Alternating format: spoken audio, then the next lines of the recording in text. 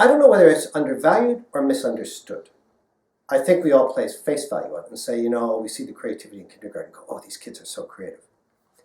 But then somehow you get this notion like, this seems like too much fun, and work is not supposed to be fun.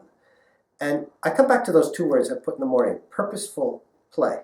You get in the mindset to create when you play, and you're playing with purpose. And this is the hypothesis I think we need to start testing out. And you've got to get a commitment from the top that this is a place you want to go. And you need to have a habitat to do that. You need to have programs that bring out the best people into play. And then it's got to be directed to innovate. So you can't go tell a business person, for example, oh, it's only about play. We're only going to do this fun stuff. And you're going to generate lots of silly ideas and do nothing with them.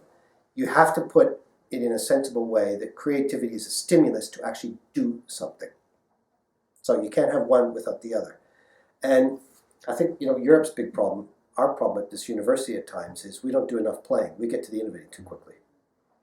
Oh, it's got to be big. We've got to get planning on. It's very clear that this is what we need to do, and we make the big mistake of doing a big leap as opposed to maybe a series of small experiments.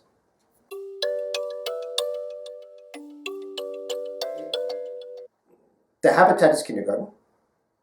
That's the roadmap. You don't have to reinvent it. The habitat is kindergarten. And if you think of all the things you have in kindergarten, there's little boxes.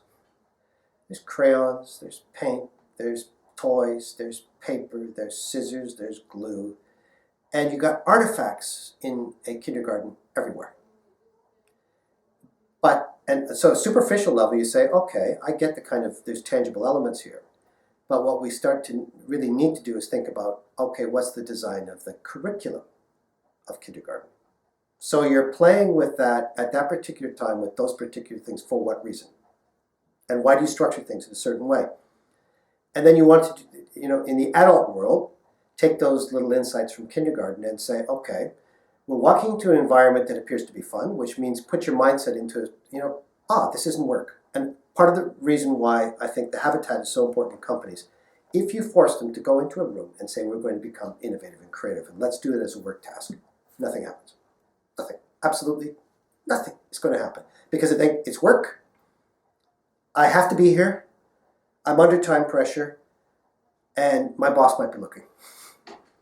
And where the conversations about people, particularly the ones who are doing really weird, edgy stuff, they're not quite sure that their employer is ready to hear the story yet. They're not even sure what the story is. And I've been finding that why they want to come to our creative spaces is it's not the office. There's a buzz of activity. If you have an open mind, you meet lots of surprise encounters. It's where the designers hang out because they think it's a cool space. It looks like D-School. And we're not trying to harness this energy, play with the design variables and say, now, do these collisions, we can see ourselves, our intuition's telling us, these collisions lead to creative sparks. How do we get more creative sparks? How do we turn creative sparks into innovative action? I'm utterly convinced you can be retrained. I've seen it. I'm utterly convinced you can be retrained. And my customers tell me I'm right. That when they have smiles on their face, they're having fun, and you actually see demonstrated through them the power of having people outside of an organization doing ideation on a challenge, trying to figure out, oh, this is messy. How do I make sense of this? What's the pattern? It's empowering to them. You can see it. That's what an entrepreneur does. I got a messy challenge. I don't know what's really happening. And some people get really flustered when they have so much information they can't make up their decision. And they want more information, and more information, more. They never become good entrepreneurs. Others try and cut to the routine too quickly, don't think deeply about the pattern enough. They come wedded to an approach and they say, I'm sorry, this is the way it's going to be and I'm the expert. They typically have trouble. The people that I really have admiration for, and if I look at the big successes over time, are the people who sat back. Okay, I have a view on this. Now let me go probe it in the market and with people, and let's see who I can shape this with, and let's see what comes out of it at the end. And it's that very unpredictable nature that the great stuff comes out.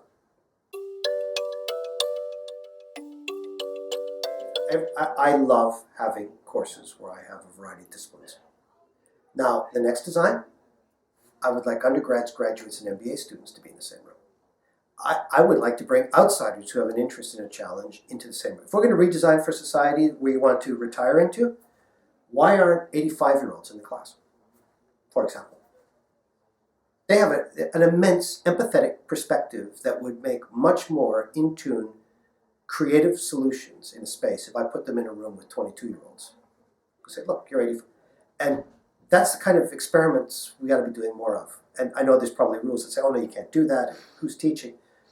But in this gig, attention deficient, gig type world we're entering into, we need to comprehensively rethink. I don't think we can look to the past to help design the future. Interesting. And so this whole area of what can the art and design world teach entrepreneurs is everything. It's everything. You're producing something tangible. And having said that, the nature of their pursuit is oftentimes a business of their own, which is fine. They don't, they've got very strong independent mind. They don't want to, build it up into a big company. That's not what they're motivated by, and they want to set up a little studio of their own, which is marvelous. But increasingly, the world is coming to my door saying, we would like to learn about this process. How these people take these highly creative sparks and produce stunning things. And then I ask, what makes this thing stunning in your eyes? And I think there's an awful lot we could learn from our art school. The art of critique, curation, visuals, messaging, aesthetics.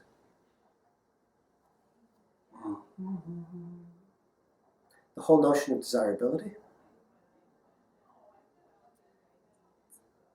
The notion in many of these art forms about connection with audiences, is like connections with customers. There's a whole element of theater, improvisation. So if you look at the skill set of a successful entrepreneur, they mesh very, very well with what's being taught and inculcated in designers. Why are these two worlds separate? So I think these people have everything to do, both on the skill set and the process they use to inform.